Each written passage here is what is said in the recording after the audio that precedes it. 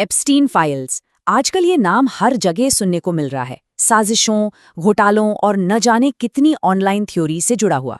लेकिन इस पूरे शोर शराबे के पीछे का सच आखिर है क्या? तो चलिए इंटरनेट की अटकलों को एक तरफ रखते हैं और सीधे उन डॉक्यूमेंट्स में गोता लगाते हैं जो असल कहानी बयां करते हैं। तो आगे हम क्या क्या देखने वाले हैं? सबसे पहले हम समझेंगे कि ये फाइल्स आखिर हैं क्या। फिर जानेंगे उस कानूनी लड़ाई के बारे में जिसने इन्हें दुनिया के सामने लाया। हम बड़े बड़े नामों के पीछे की सच्चाई को समझेंगे, उन असली खुलासों पर नज़र डालेंगे जो कन्फर्म हो चुके हैं। और आखिर में ये भी देखेंगे कि ये कहानी अभी तक खत्म क्यों नहीं हुई। तो सबसे पहले सबसे ज़रूरी सवाल, जब कोई कहता है एप्स्टीन फाइल्स, तो इसका असल में मतलब क्या है? देखिए, ये कोई एक सिंगल सीक्रेट फाइल नहीं है जिसे किसी ने लीक कर दिया हो, जैसे फिल्मों में दिखाते हैं ना, वैसा कुछ नहीं है। ये असल में एक बहुत बड़ी उलझी हुई पहेली की तरह है, जिसके टुकड़े कई अलग अलग कानूनी मामलों से सालों से धीरे धीरे सामने आ रहे हैं।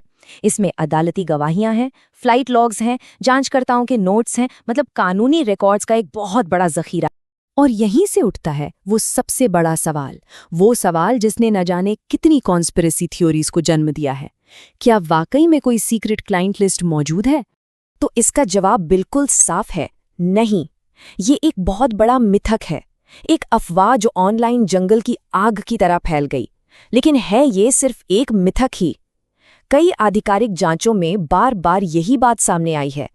एप्स्टीन के तथाकथित क्लाइंट्स की कोई एक सिंगल गुनाह साबित करने वाली लिस्ट कभी नहीं मिली। तो सवाल उठता है कि अगर कोई लिस्ट नहीं है तो फिर ये हजारों पन्नों के डॉक्यूमेंट्स आए कहाँ से? ये यूं ही हवा से तो नहीं आ गए। ये एक बहुत लंबी और मुश्किल कानूनी लड़ाई का नतीजा है। चलिए उस पूरी कहानी को परत दर परत समझते हैं। ये सब शुरू हुआ 2008 में एक बहुत ही कंट्रोवर्शियल प्ली डील से, जिस पर काफी सवाल उठे थे। लेकिन असली गेम चेंजर था 2015 का वो केस जब वर्जीनिया गिफ्रे नाम की एक सर्वाइवर ने घिस्लेन मैक्सवेल के खिलाफ मानहानि का मुकदमा दायर किया। असल में इसी केस की वजह से ये सारे दरवाजे खुले। फिर 2019 में एप्स्टीन की मौत और 2021 में मैक्सवेल को सजा होने के बाद पारदर्शिता के लिए दबाव इतना बढ़ा कि आखिरकार अदालतों को इन फाइल्स को पब्लिक करने का आदेश देना पड़ा। चलिए अब बात करते हैं उस हिस्से की जिसने सबसे ज्यादा सुर्खियां बटोरी, यानी वो बड़े बड़े नाम जो इन फाइल्स में सामने आए हैं।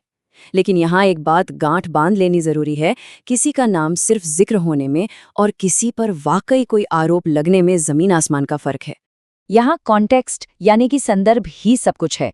चलिए एक एक करके देखते हैं। बिल क्लिंटन का नाम क्यों आया? क्योंकि वो एप्स्टीन के प्लेन में सफर कर चुके थे। क्या डॉक्यूमेंट्स में उन पर कोई आरोप है? नहीं। इसी तरह डोनाल्ड ट्रंप का जिक्र उनके पुराने सोशल कनेक्शन के तौर पर हुआ है। लेकिन प्रिंस एंड्रू का मामला बिल्कुल अलग है। उनका नाम सीधे सीधे वर्जीनिया गिफ्रे के लगाए गए गंभीर आरोपों के सिलसिले में आता है। तो ये अंतर समझना बहुत जरूरी है। सिर्फ जिक्र होना आरोपी होने के बराबर नहीं है। तो अगर बड़े नामों वाली बात उतनी सीधी नहीं है, तो फिर इन फाइल्स की असलियत क्या है? मतलब इनसे सच में क्या क्या बातें कंफर्म होती है? चलिए अब उन फैक्ट्स पर फोकस करते हैं जो इन डॉक्यूमेंट्स से पक्के तौर पर सामने आए हैं। ये डॉक्यूमेंट्स एप्स्टीन और मैक्सवेल के सेक्स ट्रैफिकिंग नेटवर्क के खौफनाक सच को पूरी तरह से कंफर्म करते हैं।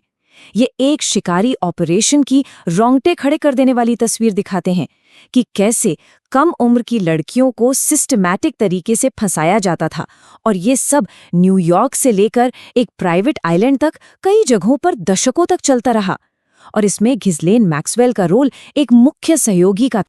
और इन बड़ी बातों के अलावा फाइल्स से कुछ बहुत ही अजीब और चौंकाने वाली डिटेल्स भी सामने आती हैं, जैसे कि एप्स्टीन के पास से एक नकली ऑस्ट्रियन पासपोर्ट मिला जिस पर उसकी फोटो थी। उसकी प्रॉपर्टीज से लड़कियों की तस्वीरें मिली, यहाँ तक कि कामुक दास्ता जैसी किताबों के लिए उसके अमेज़न ऑर्डर्स भी मिले।